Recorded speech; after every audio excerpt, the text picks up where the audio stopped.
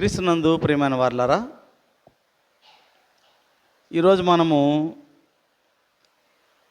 త్రిదూత వర్తమానములో 3వ దూత వర్తమానాన్ని ధ్యానం చేయబోతున్నాము. అందునిమిత్తమై 9వ వచనాన్ని, ప్రకటన గ్రంథము 14వ అధ్యాయము 9వ వచనాన్ని ఒకసారి మరలా మనం చదువుకుందాం.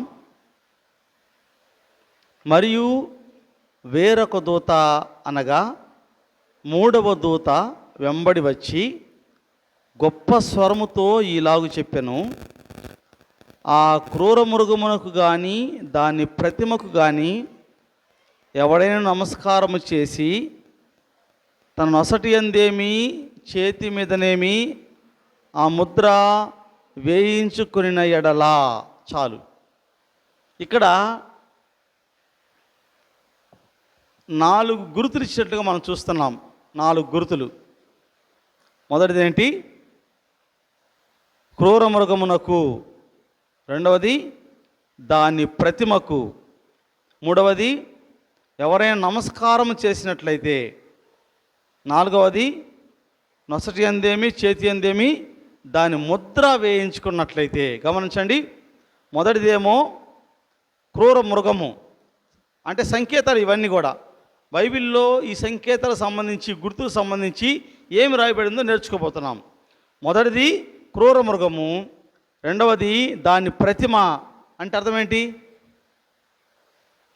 ప్రతిమ అంటే విగ్రహము, లేకపోతే దాని ఫోటో అనుకోవచ్చు. ఇప్పుడు ప్రతిబింబం మనం ఉన్నాము, మన ఫోటో గ్రూప్ ఫోటోలో మనం ఉంటాము.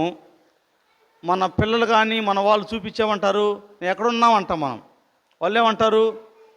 అదిగో 2వ లైన్లో 3వ వ్యక్తిల 3వ దగ్గర ఉన్నామంటాం. ఆడ మనం ఉంటామా? ఎక్కడున్నాం మనం ఎక్కడున్నాం? అయితే ఏమంటారు? మన ప్రతిరూపం అక్కడ ఉంది కాబట్టి అక్కడ ఉన్నామంటాం.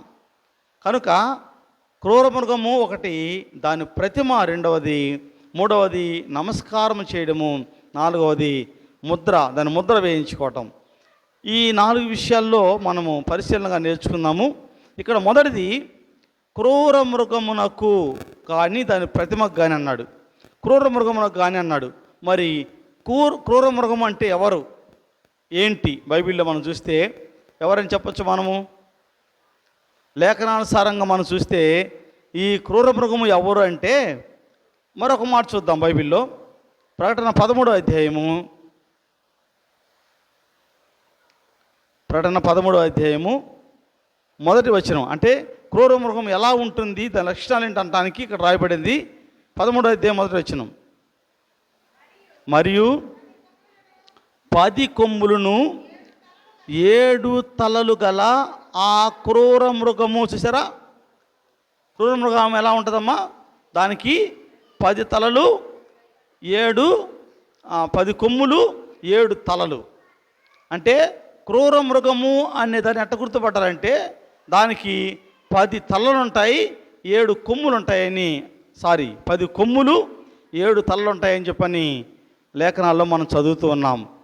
గమనిస్తే అసలు ఏంటి ఈ క్రూర మృగము, ఈ 10 కొమ్ములేంటి, 7 తలలేంటి అని మనము ఒకసారి పరిశీలనగా చూసినట్లయితే మనము మరి దానియేలు గ్రంథంలోకి వెళ్ళాల్సిన అవసరం ఉంది. దానియేలు గ్రంథం 4వ అధ్యాయంలో 7వ అధ్యాయంలోకి వద్దాం. ఈ వాక్యం అలాగే ఉంచుకోండి. దానియేలు గ్రంథము 7వ అధ్యాయము 4వ వచనం.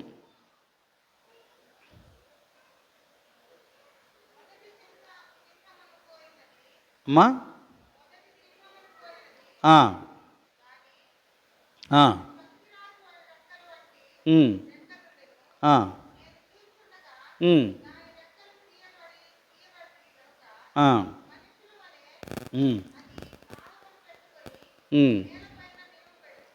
24 వచ్చినమ్మా, 24 వచ్చినం. 10 కొమ్ములు ఆ రాజ్యము నుండి పుట్టబోవు 10 మంది రాజులను సూచించుచున్నవి. ఇక్కడ ఆగుదాం. క్రూర మృగానికి ఎన్ని తలలున్నాయి? కొమ్ములు 10 కొమ్ములు. ఈ 10 కొమ్ములు దేని సాదృశ్యం అంటే 24వ వచనంలో ఆ 10 కొమ్ములు ఆ రాజ్యము నుండి పుట్టబోవు 10 మంది రాజులను సూచిస్తూ ఉన్నాయి. 10 కొమ్ములు అంటే అర్థం ఏంటంటే 10 మంది రాజులకు సాదృశ్యంగా ఉన్నట్లుగా మనం చూస్తూ ఉన్నాం. అదే అంటే ఈ 10 కొమ్ములు 10 మంది రాజులు. ఎవరు ఈ 10 మంది రాజులను చూస్తే 7వ వచనం చూద్దాం. 7వ అధ్యాయం 7వ వచనం. 7వ అధ్యాయం 7వ వచనం. పిమ్మట రాత్రి యందు నాకు దర్శనములు కలిగినప్పుడు నేను చూచుచుండగా ఘోరమును భయంకరమునగు 4వ జంతువు ఒకటి కనబడెను. అది తనకు ముందుగా ఉండిన ఇతర జంతువులకు భిన్నమైనది. అది మహా బలమహత్యములు గలది. దానికి పెద్ద ఇనుప దంతములను 10 కొమ్ములు ఉండెను. ఇక్కడ ఆలోచన చేయాలి. 10 కొమ్ములు. ఇక్కడ దానియేలు గారు నా కలలో రాజుగారికి వచ్చిన కళ, ఏ రాజుగారికి? నెబుకద్నెజర్ రాజుగారికి వచ్చిన కళ ఆయన మర్చిపోతే అదే కళభావము నాకు తెలపమని చెప్పి రాజుగారు ఆజ్ఞ జారీ చేస్తే అప్పుడు రాజుగారికి వచ్చిన కళ దానియేలు గారు ప్రార్థన చేస్తే యాజ్ ఇట్ ఈజ్ అలాగే అన్ని గుర్తులు అన్నీ ఆయనకు చూపించారు. ఆ విధంగానే ఇప్పుడు ప్రతిమను చూపించాడు. అక్కడ 7వ అధ్యాయంలోకి వచ్చేసరికల్లా అక్కడేమో 4 లోహాలు ఉన్నాయి. ఏది? 2వ అధ్యాయంలో ఏం లోహాలు అవి? బంగారము, వెండి, ఇత్తడి, ఇనుము, మట్టి, ఇనుము 2 కలిసిన పాదాలు. చూసారా? ఇప్పుడు 4 లోహాలు, 5వది కూడా మట్టి కూడా కలిసి ఉంది. కనుక ఇక్కడ ఈ 4 రాజ్యాలు గమనిస్తే అక్కడ బంగారం దేనికి సాదృశ్యంగా ఇచ్చాడు? బబులోనికి. వెండి మాదీయ పారసిక రాజ్యాలకు, ఇత్తడి గ్రీకు సామ్రాజ్యానికి, తర్వాత ఇనుము రోమా సామ్రాజ్యానికి. ఇక్కడ వచ్చేసరికల్లా అదే గుర్తుల్లో ఇక్కడ మరొక గుర్తులు పెట్టి దానియేలు గారికి దర్శనమిస్తున్నాడు. అక్కడే అంటే దర్శనం ఏముందంటే మొదటి జంతువు ఏంటి? సింహము. 4వ వచనంలో చదవమ్మా. 7:4. మొదటిది సింహమును పోలినది. చాలు. రెండవది 5వ వచనం. రెండవది ఎలుగుబంటిని పోలినది. చాలు. మూడవది 6వ వచనం. అటు పిమ్మట చిరుతపులిని పోలిన మరి యొక్క జంతువు, అనగా అది 3వ జంతువు అనమాట. 3వది చిరుతపులి. 4వది ఘోరమును భయంకరమైన జంతువు అని 7వ వచనంలో చెప్పబడింది. గమనించండి, ఈ 4 జంతువులు దేని సాదృశ్యంగా ఉన్నాయి? 4 రాజ్యాల సాదృశ్యంగా ఉన్నాయి. తర్వాత 4వ జంతువు అయినటువంటి మహా భయంకరమైన జంతువు అని రాయబడింది. ఈ మహాభయంకరమైన జంతువు అది రోమరాజ్యం సాదృశ్యం. అయితే ఇప్పుడు దానికి ఏం ప్రకటనలో ఏం చెప్పబడింది? 13:1 చదవండి. మరియు 10 కొమ్ములను ఆగండి. 10 కొమ్ములు అంటే కొమ్ములు దేని సాదృశ్యం? రాజ్యాలకి. 7 తలలు అన్నాడు. ఇప్పుడు 10 కొమ్ములు అంటే 4వ రాజ్యంలో 10 కొమ్ములు ఏంటంటే గమనించండి, 4 జంతువులు దేని సాదృశ్యము? 4 రాజ్యాలకి. ఇప్పుడు 10 కొమ్ములు దేని సాదృశ్యము?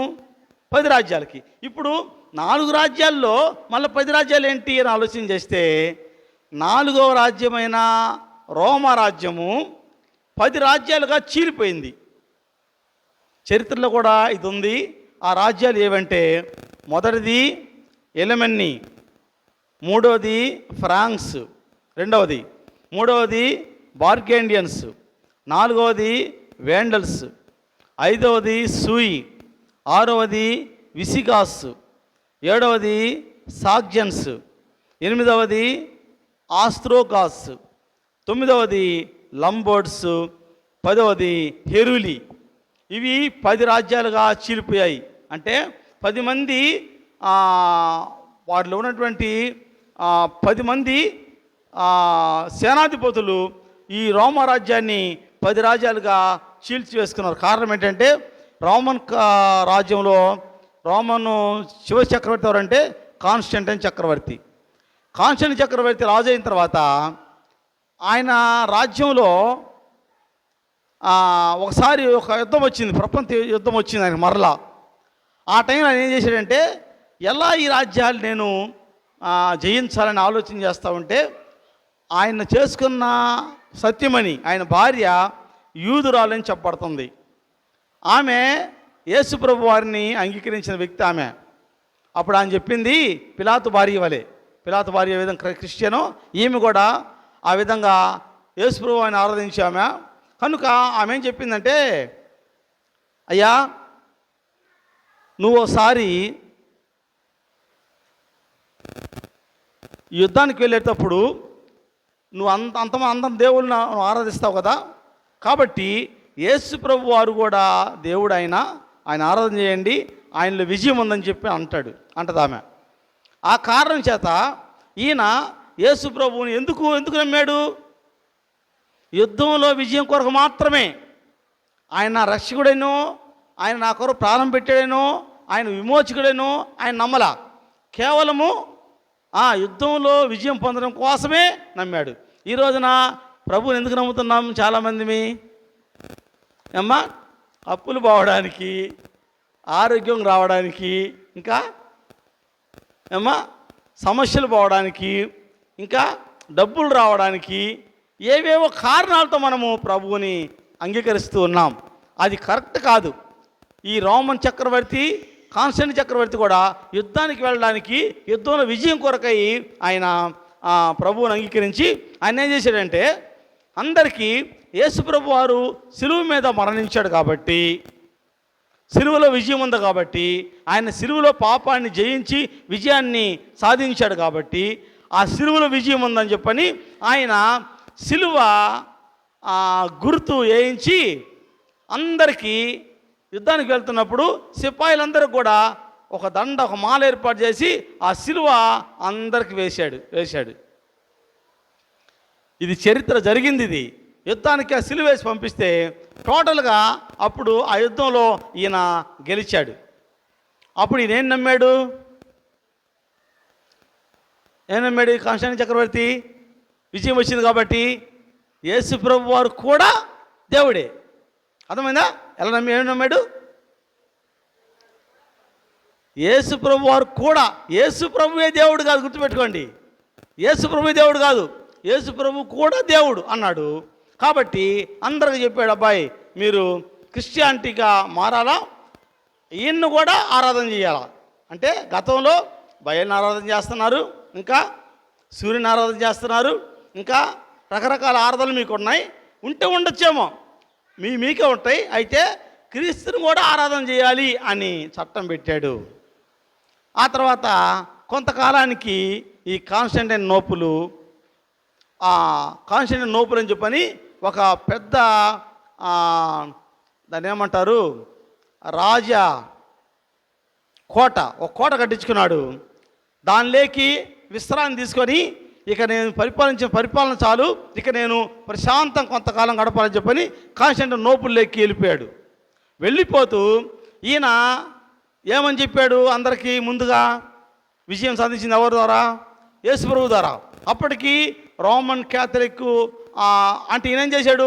కొంతమందిని అంటే ఆయన్ని క్రీస్తుని ఆరాధించడానికి కూడా కొంతమంది ఏర్పాటు చేస్తే వాళ్ళే మరి పోపులుగా ఉన్నారు, రోమన్ క్యాథలిక్ పోపులు. వాళ్ళు గమనించండి, ఈనాడు కూడా రోమన్ క్యాథలిక్స్కి యేసు ప్రభువే దేవుడు అనేది ఏం లేదు. అన్నీ చేస్తారు, అక్కడ బలి ఉంది, లేదా అక్కడ బలి నేర్పిస్తారు, అక్కడ నైవేద్యాలు వేస్తారు, అక్కడ తిరణాలు చేస్తారు, ఏమండి అక్కడ లోకంలో జరిగే అన్నీ అక్కడ జరుగుతాయి. ఎవరికి ఇవన్నీ కూడా? ఎవరికి? యేసు ప్రభువుకే, ప్లస్ మరియమ్మ కుమారుడుగా యేసు ప్రభు. పేరేమో యేసు ప్రభు అంటారు, అక్కడ చేసే ఆరాధన ఏమో మరియమ్మ ఆరాధన. సరే, ఈ మిళితమైనటువంటి ఆరాధన వాళ్ళు కలిగి ఉన్నారు. కనుక ఈ కాన్స్టంటైన్ నోపులకి ఆయన వెళ్ళిపోతూ ఆయన ఏం చెప్పాడంటే, నా పరిపాలన నేను ఇప్పుడు సంఘంలో వాళ్ళు అంటే ప్రపంచమంతా అంటే వీళ్ళు ఏ మతంలో ఉన్నా గమనించండి. అప్పుడు బయలు ఆరాధన చేసేవాడు ఇంకో దాన్ని ఆరాధన చేస్తాడు అనుకో, వాడు దీంట్లో చేయాల్సిన పని లేదు, వాడి ఇష్టం. కానీ ఎవడు ఏ ఆరాధన చేసినా అందరూ మాత్రం యేసుని ఆరాధన చేయాల్సిందే, ఆయన ఆజ్ఞ. ఇప్పుడు వాళ్ళకి రకరకాల ఆరాధనలు ఉన్నాయి. ఏ ఆరాధన మొత్తం అందరు చేయకపోయినా పర్లా, యూనివర్సల్గా యేసు ప్రభువు అందరూ ఆరాధన చేయాలన్నాడు. అప్పుడు అందరూ ఆరాధన చేస్తూ ఉంటే ఇప్పుడు ఆ ఆరాధనకు ఎవరు కారకులు అంటే పోపులు. ఆనాడు పాస్టర్లు ఎవరు? పోపులు. కాబట్టి ఈయన కాన్స్టాంటినోపుల్కి వెళ్ళిపోతూ ఈ ఆరాధన అంటే ఆ ప్రపంచంలో యేసు ప్రభువును ఆరాధించేటువంటి స్థితి పోపులు కలిగి ఉన్నారు.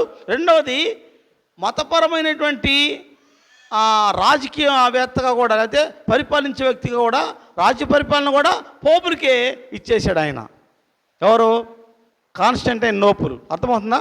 కాన్స్టాంటినోపుల్ ఆయన రాజరికాన్ని మానుకొని ఆయన పరిపాలన మానేసి కాన్స్టాంటినోపుల్ అని చెప్పని ఒక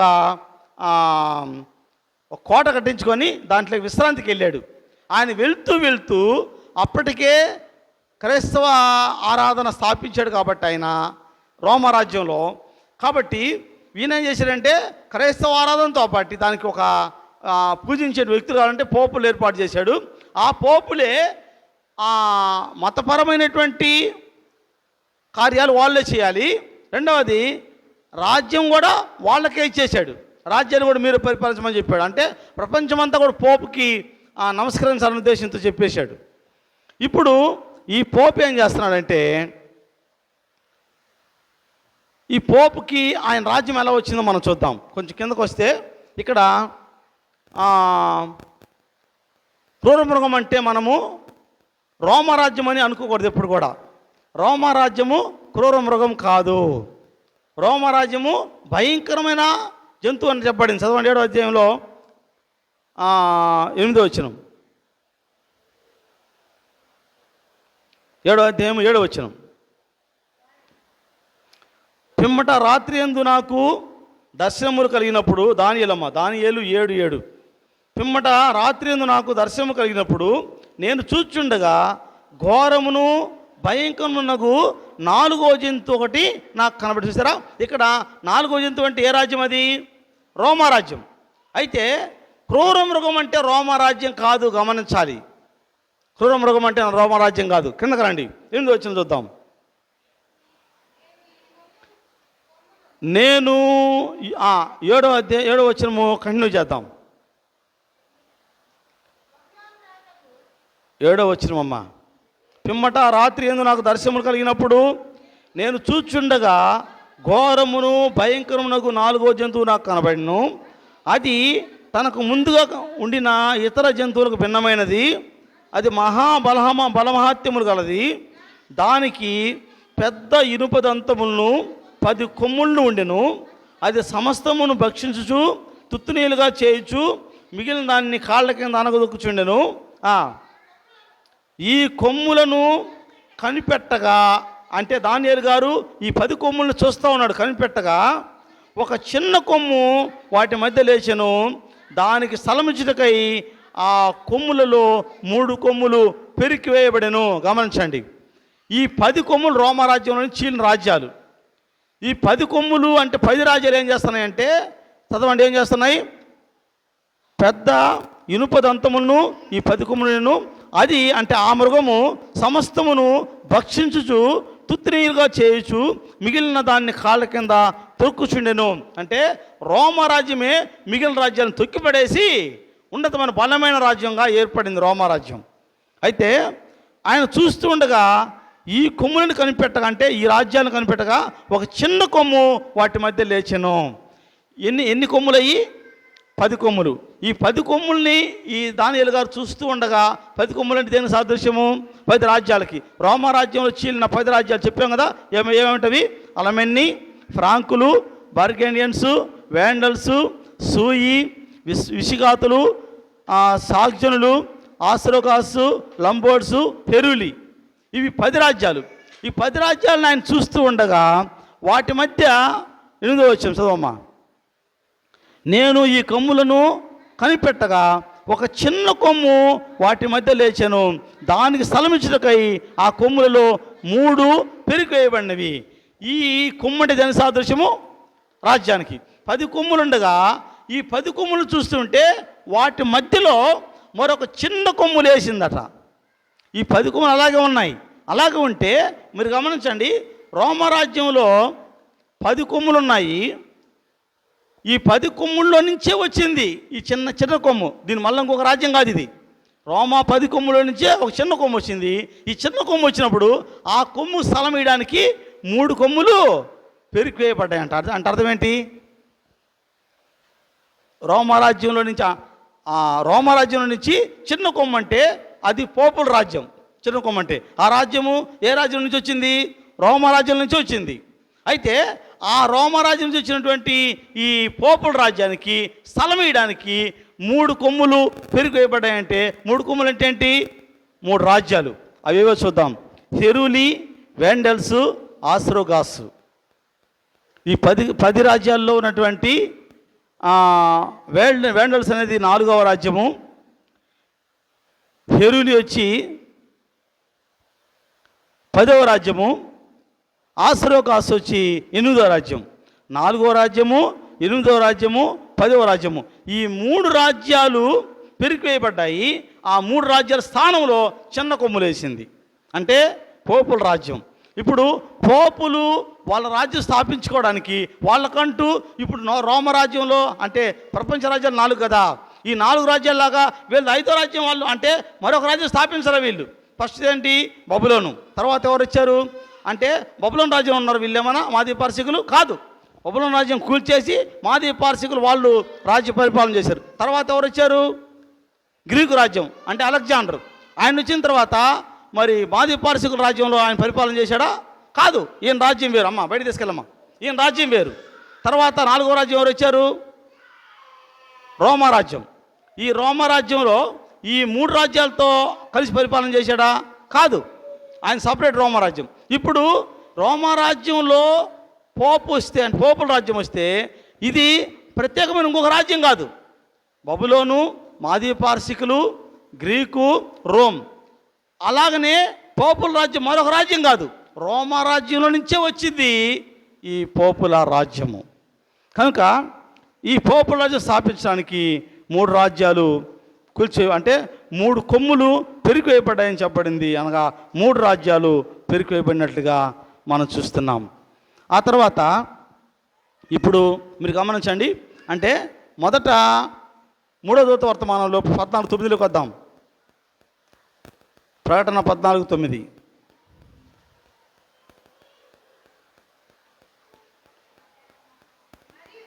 మరియు వేరొక దూత అనగా 3వ దూత వీరి వెంబడి వచ్చి గొప్ప స్వరముతో ఇలాగ చెప్పెను, ఆ క్రూర మృగమునకు కానీ దాని ప్రతిమకు కానీ ఎవడైనా నమస్కారం చేసి తన నొసటి అందేమి తన చేతి మీదనేమి ఆ ముద్ర వేయించుకుని ఎడలా చాలమ్మా. ఇక్కడ ఏమన్నాడు? ఎవరైనా సరే క్రూర మృగానికి కానీ దాని ప్రతిమకు కానీ అన్నాడు. అంటే క్రూర మృగం అంటే ఏమని చూసాం మనము అమ్మా? క్రూర మృగం అంటే రోమరాజ్యం కాదు. రోమరాజ్యం అయితే కాదు. మరి ఎవరు క్రూర మృగం అంటే? ఎవరు? పోపుల రాజ్యము. ఈ రాజ్యం ఎప్పుడు స్థాపించబడింది? రోమరాజ్యం తర్వాత. రోమరాజ్యంలోనే కాన్స్టంటినోపుల్ ఆయన చక్రవర్తి కాన్స్టంటినోపుల్ అని చెప్పని ఒక కోట కట్టించుకొని పరిపాలన ముగించుకొని ఆయన వెళ్ళాడు. వెళ్తూ ఎవరికి ఇచ్చాడో బాధ్యత? రోమన్ పోపులకి ఇచ్చాడు. అప్పుడే రోమన్ పోపులు ప్రపంచంలో వారే అంటే రోమా మతము ప్రపంచమంతటికి రోమా అంటే రోమన్లు ఎంతవరకు పరిపాలించారు? ప్రాంతము రోమీల యొక్క పరిపాలన ప్రాంతం ఎంతవరకు? పోనీ మన భారతదేశం ఎంతవరకు? కాశ్మీర్ నుంచి కన్యాకుమారి వరకు 24 రాష్ట్రాలు మన భారతదేశం. మరి రోమీల పరిపాలన ఎంతవరకు అది? ప్రపంచం మొత్తం. ఈ 4 రాజ్యాలు ప్రపంచ రాజ్యాలు. నేను చెప్తానే ఉన్నాను, వింటానే ఉంటారు, ఏమైపోయిద్దో అన్న అర్థం కాదు. ప్రపంచ రాజ్యాలు ఈ 4 బబులోను ఎంతవరకు పరిపాలన చేసే బబులోను రాజ్యము? ప్రపంచమంతా. మాది పారసికులు టోటల్ వరల్డ్. తర్వాత గ్రీకు సామ్రాజ్యం ప్రపంచమంతా, రోమా సామ్రాజ్యం ప్రపంచమంతా. కనుక ఈ ప్రపంచమంతా పరిపాలన చేసిన వీళ్ళు కొన్నాళ్లకు ఆ రోమా చక్రవర్తి అయిన కాన్స్టంటైన్ చక్రవర్తి యేసుప్రభు వారిని అంగీకరిస్తే అప్పుడు యేసుప్రభు మతం ఎంతవరకు వచ్చింది? ప్రపంచమంతా వ్యాపించింది. అంటే వాళ్ళ పరిపాలన కాబట్టి ప్రపంచమంతా పోపులు ఆరాధన చేస్తున్నారు. ఆ సమయంలో ఈ రోమన్ చక్రవర్తి అయినటువంటి కాన్స్టంటినోపులు ఆయన కట్టించుకున్న కాన్స్టంటినోపులకు వెళ్ళిపోతూ భవనంలోకి వెళ్తూ ఈ పరిపాలన పోపుకు అప్పగించాడు. తర్వాత ఈ పోపు ఏం చేశాడంటే ప్రపంచమంతా వాళ్ళు పరిపాలన చేసిన మనం చూస్తున్నాం. ఇంకో మాట చెప్పనా? దానియేలు గ్రంథం 7వ అధ్యాయం 8వ వచనం చదవండి.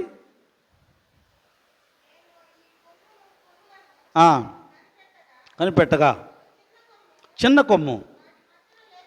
చూసారా? ఈ చిన్న కొమ్మే ఏంటమ్మా? చిన్న కొమ్ము అంటే పోపుల రాజ్యం. మీరు గమనించండి, క్రూర మృగం అంటే రోమా రాజ్యము కాదు.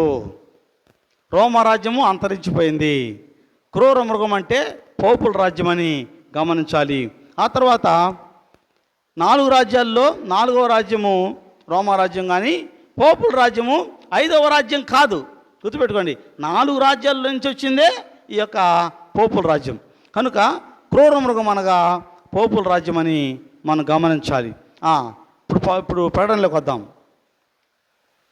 మరియు వేరొక దూత అనగా 3వ దూత వీరి వెంబడి వచ్చి గొప్ప స్వరంతో ఇలాగ చెప్పాను, ఆ క్రూర మృగమునకు కానీ దాని ప్రతిమకు కానీ. ఇక్కడ ఆగుదాం.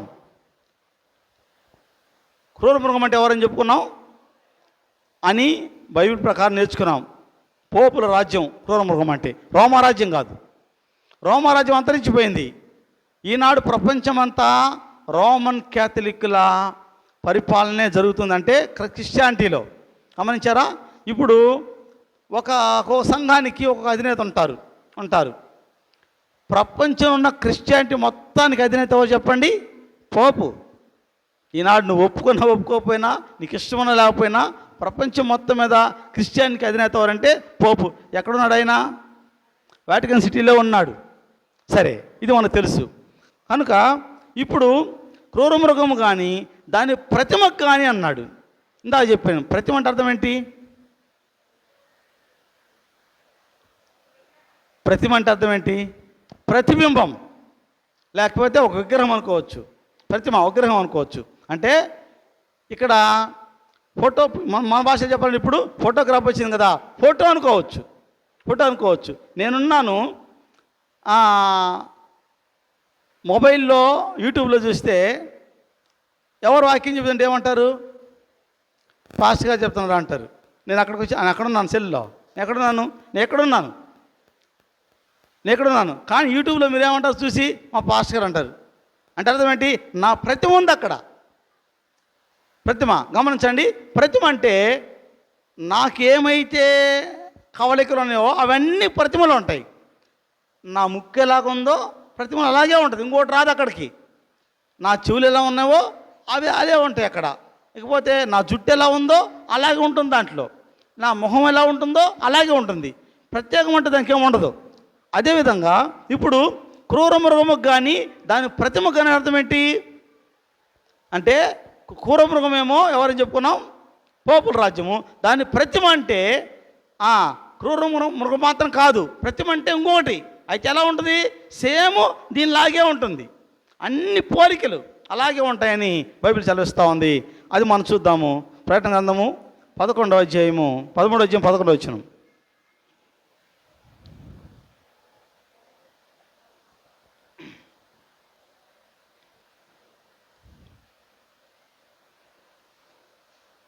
ప్రకటన 13:11. మరియు భూమిలో నుండి మరి యొక్క క్రూర మృగము పైకి వచ్చుట చూచితిని. ఆగండమ్మ, ఇక్కడ ఇది భూమిలో నుంచి వస్తుంది ఈ మృగము. లాస్ట్ టైం కూడా మనం చెప్పుకున్నాం, భూమిలో నుంచి. ఆ ముందున్న మృగాలు ఎక్కడి నుంచి వచ్చినాయి? దానియేలు గ్రంథం 7వ అధ్యాయం చూడండి. దానియేలు 7 మొదటి వచ్చినాము.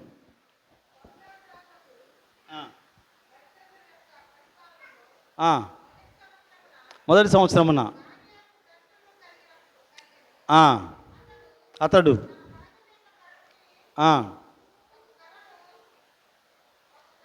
రెండవ వచనం, దానియేలు వివరించి చెప్పిందేమనగా, రాత్రి యందు దర్శనములు కలిగినప్పుడు నేను తేరి చూస్తుండగా ఆకాశపు నలుదిక్కుల నుండి సముద్రము మీద గాలి విసురుట నాకు కనబడిను. అప్పుడు 4 మిక్కిలి గొప్ప జంతువులు మహాసముద్రంలో నుండి పైకి వచ్చాను. చూసారా, ఈ 4 జంతువులు ఎక్కడి నుంచి వచ్చినాయి? సముద్రంలో నుంచి. ఇప్పుడు ఈ రెండవ క్రూర మృగం 11వ అధ్యాయము 13-11 ప్రకటన. మరియు అది ఎక్కడి నుంచి వచ్చి, ఆ 4 ఎక్కడి నుంచి వచ్చినాయి? సముద్రంలో నుంచి. ఇది భూమిలో నుంచి. సముద్రం అంటే దేని సాదృశ్యము? అట్లా మనకు గుర్తు 17లోకి వద్దాం. ప్రకటన 17-15లో సముద్రం అంటే జనములకు సాదృశ్యంగా ఉండటం మనం చూస్తాం. మరియు ఆ దూత నాతో ఇలాగ చెప్పాను, ఆ వేశ్య కూర్చున్న చోట నీవు చూచిన జలములు ప్రజలకు, జనసమూహములకు, జనములను, ఆయా భాషలు మాట్లాడు వారిని సూచించారంటే సమూహాన్ని, జనముల సమూహాన్ని సూచిస్తుంది సముద్రం అంటే. సముద్రంలో ఏముంటాయి? నీళ్లు. అనగా నీళ్ళు దేని సాదృశ్యంగా ఉన్నాయి? మనుషులకి, జన సమూహాలకి సాదృశ్యం మనం చూస్తున్నాం. అయితే ఇక్కడ ఈ జంతువు ఎక్కడి నుంచి వచ్చింది? 11 వచనం, మరియు భూమిలో నుండి మరి యొక్క క్రూర మృగము అంటే ఆ క్రూర మృగాలేమో సముద్రంలో నుంచి వచ్చినాయి, ఇదేమో భూమి మీద నుంచి వచ్చినట్టుగా మనం చూస్తున్నాం. దాని అర్థం ఏంటంటే సముద్రములో నీళ్ళుంటాయి, ప్రజలు ఉంటారు. భూమి అంటే దానికి వ్యతిరేకం కాబట్టి నీళ్ళు ఉండవు కదా భూమి పైన. దాని అర్థం ఏంటి అంటే జనము లేనిటువంటి ప్రాంతం నుంచి వచ్చిందని అర్థం. ఇక్కడ అర్థమవుతుందా? సముద్రం అంటే జనములు, అంటే జలములు. సముద్రం అంటే జనములు దేని సాదృశ్యము? జనాలకి. ఆ 4 రాజ్యాలేమో ప్రజల్లో నుంచి వచ్చింది. ఈ మృగమేమో భూమిలోనంటే సముద్రము నీళ్లు జనాల సాదృశ్యం ఉంది కాబట్టి, భూమి అంటే నీళ్ళు లేవు కాబట్టి ఇది ప్రజలు లేని ప్రాంతం నుంచి వచ్చినట్లుగా మనం చూస్తున్నాం. దాన్నే మనం గమనిస్తే, లాస్ట్ టైం చెప్పాను నేను, అమెరికా దేశాన్ని కనిపెట్టింది ఎవరు?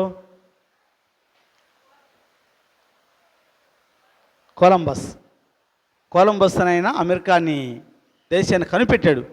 అంటే లాస్ట్ టైం చెప్పాను నేను, ఆనాడు రోమన్ పోపుల పరిపాలనలో వాళ్ళు చేసినటువంటి ఘోరమైనటువంటి, భయంకరమైనటువంటి హింసలకు, శ్రమలకు తాళలేక చాలామంది, హెబ్రీ పత్రిక తీయనమ్మా, హెబ్రీ 11:35 చదవండి. హెబ్రీ 11:35 నుంచి, స్త్రీలు మృతులైన తమ వారిని పునరుద్ధానం వలన మరలా పొందిరి. కొందరైతే మరి శ్రేష్టమైన పునరుద్ధానమును పొందగోరి విడుదల పొందనలక యాతన పెట్టబడిరి. మరికొందరు తిరస్కారములను, కొరడా దెబ్బలను, మరి బంధకములను, ఖైదీను అనుభవించిరి. రాళ్లతో కొట్టబడిరి, రంపములతో కోయబడిరి, శోధించబడిరి, ఖడ్గముతో చంపబడిరి. గొర్రె చర్మములను, మేక చర్మములను వేసుకొని దరిద్రులై ఉండి శ్రమపడి హింస పొందుచు అడవుల్లోనూ, కొండల మీదను, గుహల్లోనూ, సొరంగముల్లోనూ తిరుగులాడుచు సంచరించిరి. ఇది ఆనాడు శ్రమలు. రోమన్ పోపుల ద్వారా నిజమైనటువంటి సత్యాన్ని అంగీకరించిన క్రీస్తు వారసైనటువంటి వారు, క్రైస్తవులు, ఆనాడు క్రీస్తుని ఆరాధన చేస్తూ ఉంటే రోమన్ పోపుల యొక్క విగ్రహారాధనకు వీళ్ళు ఒప్పుకొని కారణం చేత వారిని ఎన్నో హింసలు పెట్టారు, ఎన్నో బంధకాలకు గురి చేశారు, గొర్రె చర్మాలు వారికి తొడిగించారు. ఇంకో మాట చెప్పనా, ఆనాడు కొన్ని స్టేడియంలు పెట్టి ఆ స్టేడియంలో వాళ్ళు ఆటపాటలు వాళ్ళు ఆడేటప్పుడు వారికి వెలుతురు కోసమని బైబిల్లో ఇవన్నీ రాయబడలేదు, కానీ చరిత్రలోకి వెళ్తే వాళ్ళకు ఆ స్టేడియంలో వెలుతురు కోసమని విశ్వాసుల్ని, క్రీస్తు అంగీకరించిన వారిని స్తంభాలు కట్టేసి వారిపైన తారు పోసి, బతికిన వారిపైన అట్లా తారు పోస్తే తారు వారిపైన అంటే తారు పోయిగానే వారి చర్మం అంతా ఉడిగిపోయింది, అలాగే అంటుకుపోయి ఉంటుంది. ఆ తారు పైన నిప్పంటించేసి, తారు కాలు తెలుసా మీకు, తారు మండుద్ది, తారు పైన నిప్పంటించేసి వారిపైన వాళ్ళకి వదిలించుకొని వెళ్ళలేరు, స్తంభాన్ని కట్టేశారు. అలాగున వారి తల నుంచి కాలుతూ ఉంటే వాళ్ళు ఎర్రి కేకలేస్తూ ఉంటే ఆ కేకల్లో తాగి తందనలాడి సంతోషంగా విందులు చేసుకున్నారు ఆనాటి రోమన్ పోపులు, వాళ్ళ అనుసరులు. అలాంటి శ్రమలు పొందారు క్రైస్తవులు. ఈనాడు నీకేం శ్రమ ఉందండి? నీకే శ్రమ లేదు. నీ కమ్మగా లైట్లు, ఫ్యాన్లు, నువ్వు కూర్చోడానికి మళ్ళీ చెమట పుట్టుద్దేమో, నువ్వు చిరాకు పడతావేమని చెప్పని దేవుడు నీకు ఫ్యాన్లు ఇచ్చి, నీకు లైట్లు ఇచ్చి, కింద చక్కగా చాపలు పరిచి అన్ని వసతులు ఇచ్చి కూర్చోబెడితే ఏం చేస్తున్నావు? నిద్రపోతున్నావు. ఇన్ని వసతులు దేవుడిస్తే ఏం చేస్తున్నావు? వచ్చి హాయిగా ఫ్యాన్ గాలికి ఎంజాయ్గా నిద్రపోతున్నాం. ఆనాడు వాళ్ళు క్రీస్తు కొరకు ప్రాణం పెట్టారు, క్రీస్తు కొరకు శ్రమలు పొందారు. అయితే ఇలా శ్రమలు పడుతున్నప్పుడు కొందరు ఏం చేశారంటే గుహల్లోకి వెళ్ళి, గుహల్లో అంటే ఆనాడు రోమీలు శవాన్ని చాలా ఉన్నతమైన పవిత్రంగా భావించేవాళ్ళు. శవాల్ని పాతిపెట్టుకోవడానికి వాళ్ళు గుహలు, సొరంగాలు తవ్వి పెట్టుకునేవాళ్ళు. అలాంటి సొరంగాల్లోకి వీళ్ళు బ్రతికుండగానే వెళ్ళిపోయారు క్రైస్తవులు కొంతమంది. లోపల వెళ్తే ఒక 50 మంది లోపల వెళ్ళారనుకోండి, 50 మంది లోపల ప్రార్థన చేస్తూ ఉంటే వారి మధ్యలో ఆకలికి, దప్పికకు తాళలేక కొంచెం బలహీనమైన వాళ్ళు ముందు చనిపోతూ ఉంటే వాళ్ళని అక్కడే వదిలేసేయాలి. పాతి పెట్టడానికి మళ్ళీ వాళ్ళ సమాధులు ఏమి ఉండవు, అక్కడ వదిలేసి ఆ స్మెల్, అంటే బాడీ ఎక్స్పైర్ అయిపోతే బ్యాడ్ స్మెల్ వస్తుంది కదా, ఆ స్మెల్ పీలుస్తూనే బ్యాక్టీరియా పీల్చుకుంటూ వీళ్ళు కూడా చనిపోవడం సిద్ధమయ్యారు క్రీస్తు కొరకు. ఇవన్నీ శ్రమలు. ఆనాడు రోమన్ పోపుల నుంచి తప్పించుకోవడానికి కొంతమంది పారిపోయి ఒక సముద్రంలో ఒక ఓడని ఏర్పాటు చేసుకొని బయలుదేరారు. వెళ్ళగా వెళ్ళగా వెళ్ళగా వెళ్ళగా వారికి జనసంచారం లేనటువంటి ఒక ప్రాంతం దొరికింది. ఆ ప్రాంతంలోకి ఇక్కడి నుంచి చాలామంది బయలుదేరారు, వేల సంఖ్యలో బయలుదేరారు. ఆడపోయేసరికి కొద్దిమందే చేరారు. ఆ కొద్దిమంది ఆ ప్రాంతంలో ఇటు చూసి జనసంచారం లేదు. ఆ ప్రాంతంలో వారు మనుగడ సాగించడం ప్రారంభించారు. ఆ విధంగా అక్కడ దేవుడు ఎన్నో వనరులు అక్కడ ఉన్నాయి. అదే ఈనాడు అమెరికా దేశం. ఆనాడు వాళ్ళు అక్కడికి వెళ్ళారా, ప్రపంచంతో వాళ్ళ సంబంధం లేదు, వాళ్ళు అక్కడ కడగా ఉన్నారు, ప్రపంచం అంతా వేరుగా ఉంది. ఆ టైంలో కొలంబస్ ఏం చేశారంటే ఇండియాకు రావాలని బయలుదేరాడు ఆయన. కొలంబస్ ఇండియాకు రావాలని చెప్పని ఆయన జర్మనీ వేత్త అయినా అక్కడి నుంచి ఇండియాకు రావడానికి ప్రయాణమయ్యాడు. మధ్యలో అమెరికా ఆయనకి కనబడింది. అది చూసి ఇండియా అనుకున్నాడు ఆయన. 4 సార్లు పర్యటించాడు, 4వసారి నిర్ధారణ చేశాడు ఇది అమెరికా దేశం USA. గమనించండి, ఇక్కడ మనం ఏం చెప్పుకున్నాం? మరొక క్రూర మృగము అంటే ఎక్కడి నుంచి వచ్చింది? అది భూమి మీద నుంచి, అంటే జనముల నుంచి కాదు, జనములు లేకుండా ప్రత్యేకమైన ఎడారిలో వాళ్ళు ఏర్పాటు చేశారు. అనగా రెండవ క్రూర మృగం ఎవరంటే అమెరికా దేశము. అర్థమైంది అనుకుంటున్నాను మరి మీకు. రెండవ క్రూర మృగం ఎవరమ్మా? అమెరికా దేశం. చరిత్ర అందుకే చెప్పా. అమెరికా దేశం అంటే మీరు అనుకోవచ్చు ఇప్పుడు అమెరికా దేశం క్రిస్టియన్ దేశం కదా అని. క్రిస్టియన్ దేశమే, అలాగే ఉంటుంది. కిందకి రండి, ఒక వచనం చదివి 2వ భాగంలోకి వెళ్దాం మనం. 13వ అధ్యాయము 11వ వచనం నుంచి కిందకి. ప్రకటన